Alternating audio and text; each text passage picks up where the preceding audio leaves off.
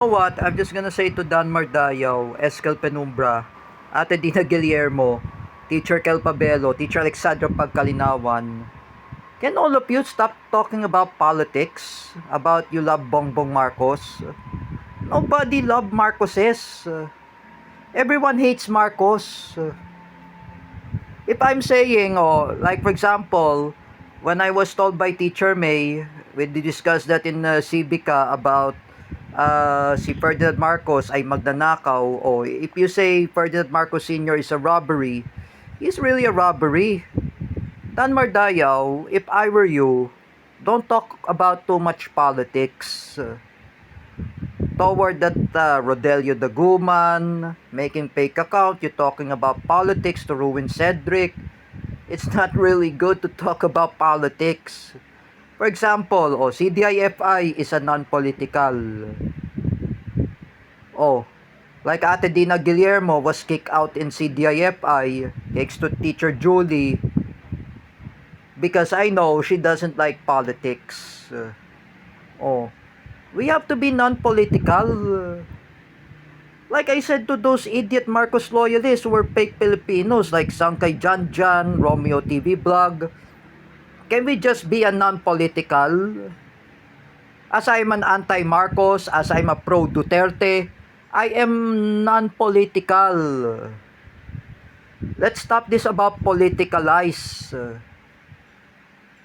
Even those Congress and House of Representative, they're always talking about politics, even the Senate.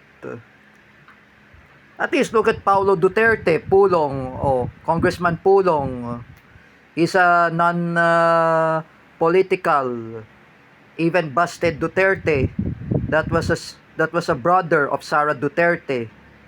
He's non-political, or Sara Duterte non-political, or Rodrigo Duterte non-political. We have to be non-political. Not too much talking about politics like this politics SCDIFI is a non-political even the carousel production of Miss Earth, and I met Lorraine Shook, it's a non-political. They're all non-political. I know I want to apologize to Wari ng Krama and Nanay Ningning, Anna Kirchenberg. I always talk politics, because I apologize, Nanay Ningning. I will never happen to talk about politics. So we have to be non-political.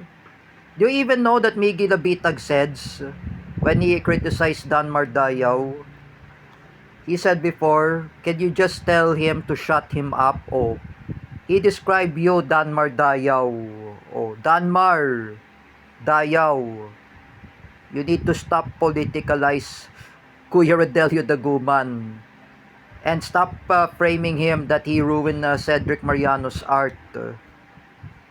I'm not part of your, what is that organization you're talking about? Kawal ng Inclusion, that was from Kawali Coronel.